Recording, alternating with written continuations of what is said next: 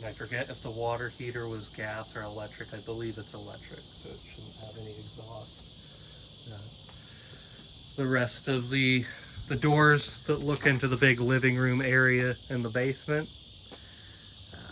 Here we have the other retaining wall. So actually the only retaining wall, the only real concrete retaining wall. I put lattice over it, but underneath there you can see there's a pretty significant crack, I would say. It's hard to tell with the lattice work over this if the wall is bulging or leaning. So it'd be something to be aware of, and maybe have an engineer look at that. So more just stone retaining wall and flower garden areas. And we've just about walked around the entire house. So that window you're seeing right now looks into the garage.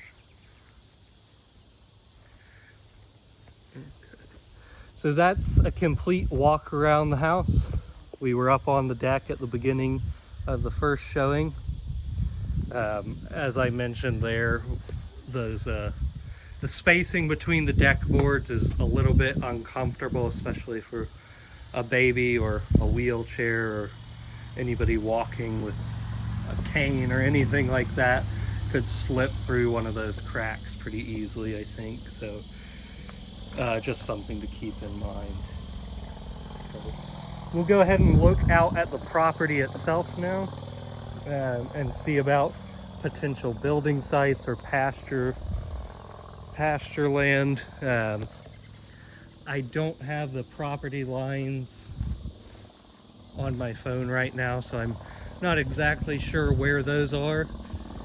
But this part, that's obviously part of the yard. And we're on the east side right now. It's a little bit heavily wooded for trying to build anything back here. It could work for pasture, I guess. We've raised cows in little wooded areas like this before. You'd still have to supplement them with hay and grain probably, but there does look to be enough grass space that they could graze out here.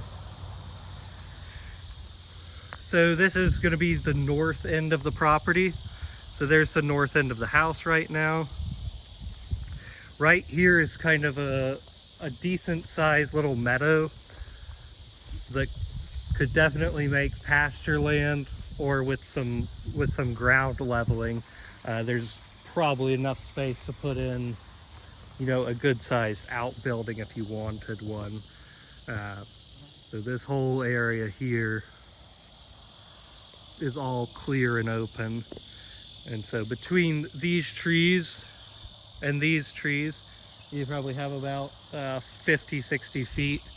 And then from those trees back to those trees way back there, you have a couple 100 feet, or maybe probably close to 70 yards, I would say. So plenty of space there. Again, I think any of this area could realistically be used for pasture. The grass all looks good. It's kept up, so it's growing pretty thick. I'm not seeing too much as far as weeds go growing up here, so it should be a decent area for animals. Again, a couple of other little areas for smaller outbuildings that are already pretty clear. We'll walk back to this other little area. So this is, again, the south end of the property. And this little spot is already quite level and clear.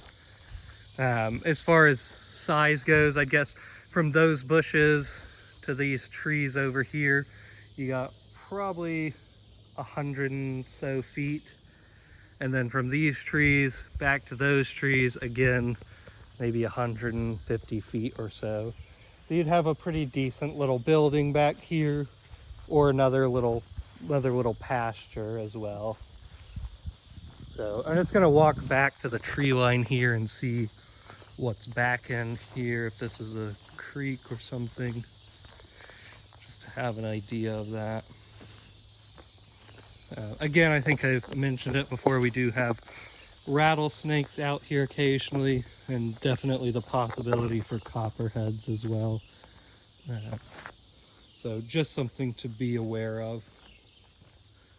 So it does look like a little dry creek bed.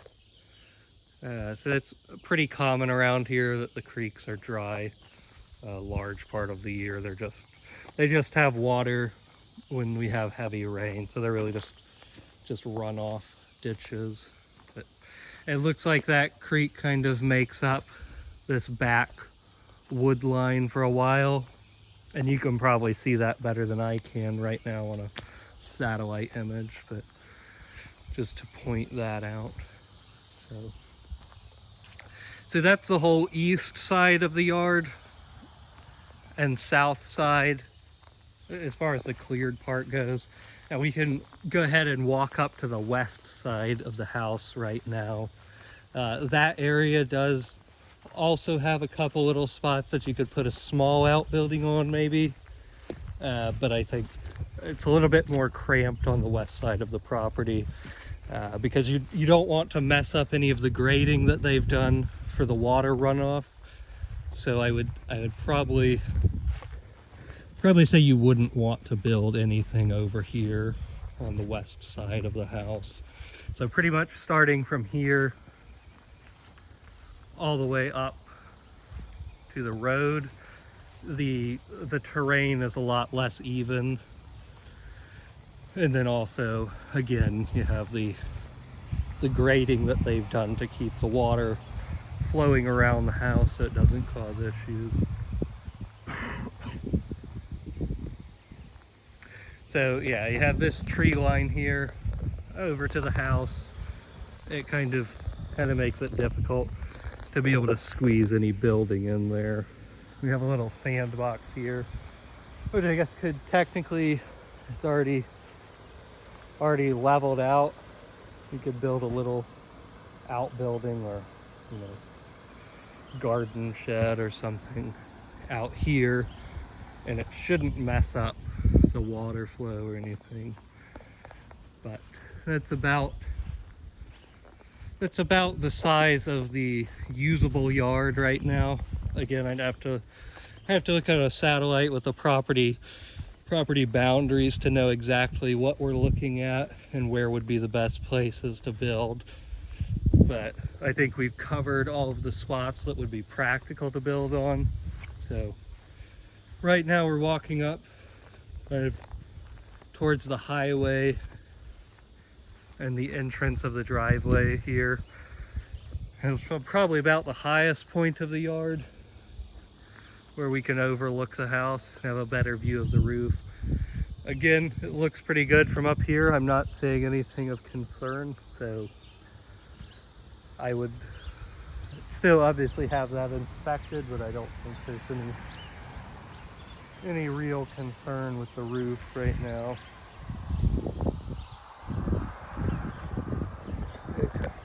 So I think that is pretty much the whole scope of the